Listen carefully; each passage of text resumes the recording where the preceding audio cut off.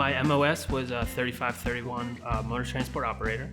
I did my training in Fort Leonard Wood, Missouri. On a daily basis, my job was to maintain trucks and eventually drive those trucks to support wherever support was needed, stateside and then eventually in Iraq. When I first heard that I was deploying, obviously scared is the first. You're a young kid, you're going to war. You see war in the movies all the time, so you know that bad things are going to happen, and it's possible, and it's almost imminent. At the same time, I was ready because of all the training that I had, so I was ready to just go do what I had to do for our country.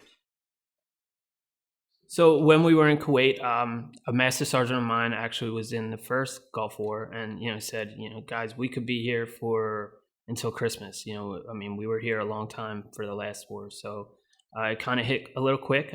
We were there in Kuwait maybe 3-4 weeks, and they gave us the call that we were moving closer to the Iraq border. And when we were on the Iraq border, we were there for maybe 12 hours, and let's go. And we stormed the border. We got up to the border, and we were actually a little bit surprised. There was a dust storm the day before, so they had moved tanks up to the border, and we had to wait for the howitzers to bomb them and get them out of the way. And our first encounter with Iraqis was actually right away, right over the border, but they were not combatants. Our first encounter with combatants was right before Nasiriyah. So we got hit with indirect fire, and that was kind of like my, okay, here we go. Our main goal as a battalion was to be the first to make it to Baghdad.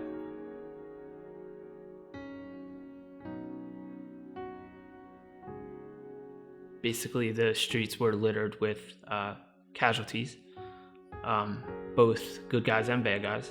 I think that the training actually helped me, and I was just ready to go. I know that a lot of other people around me were a little bit scared at the time, and they didn't know what was going on, and I was just trying to help them out. I remember a buddy of mine looking at me, like, Fish, man, I'm not ready for this. I got a wife and kids. And I was like, come on, man, we got this. We're all right, and we're gonna do this. And luckily, we all made it out alive.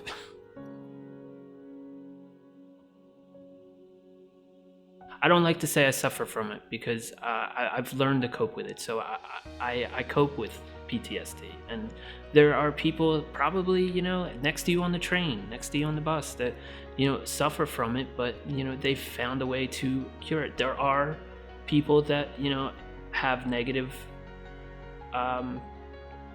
things with PTSD. They become aggressive, they become, violent, and some of them are, tyrants. And I don't think that you should paint a broad picture or with a broad brush like that. There are so many people with PTSD that are fully functional people that you would never know.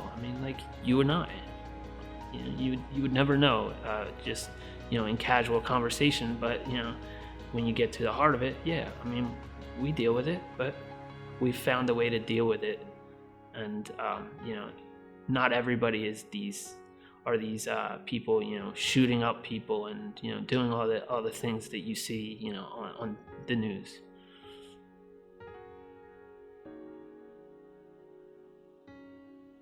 Brian and I met when we were teenagers. I was 16, he was 18.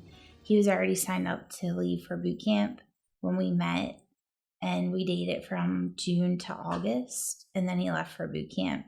And we kept in touch through letters while he was away and phone calls when he was in Missouri. And then we kind of just lost connection. And then we met up again in 2009. He seemed a little bit more shy, and he definitely drank a little bit more. He definitely tried to hide his issues from me. He wasn't upfront. I would ask him questions and he wouldn't really want to talk about anything. I knew that I didn't want to press him. So, at first I would give him space, but then as our relationship grew, I would want to know, like, well, why are you feeling this way? And I would try to ask, but he wouldn't tell me anything. You know, at first coming back, it was really tough. You know, I mean, even though these people are people that have loved me my whole life, you know, you still feel kind of like a distance from them because you know stuff that they don't. There are certain things that I have as triggers that I stay away from, certain scents, certain you know, things that I would watch on TV or something, you know, things that you know, other people would just, you know, hey, it's part of daily life, you know, I just try and stay away from it. Staying away from crowded areas, bars. I don't like being in bars. I've quit drinking, so there's no point for me to even be in a bar, you know. He doesn't like being around crowds, so that would affect doing things together. I can remember we wanted to go to the Upward Every fireworks, and that was hard for him, and I didn't understand why he didn't want to go.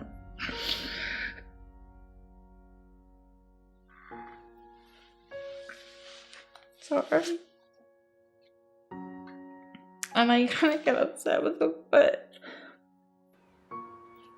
I read about it and I realized why.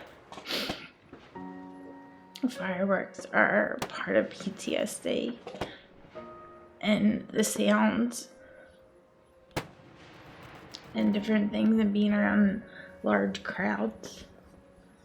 So, I mean, it was hard for when you don't understand why they're feeling that way and they won't talk to you about it.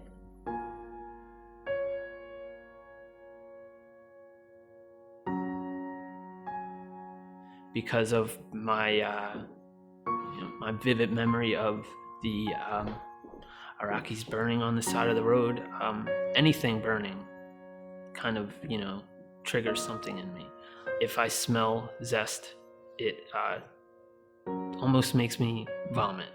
It's probably the worst trigger that I have. My A driver had a bar of zest that he broke up, that when it got stinky because of all the dead corpses around us, he would bang that around so that it would smell better. I've kind of come to grips with that, and I've become what I would think a fully functional civilian.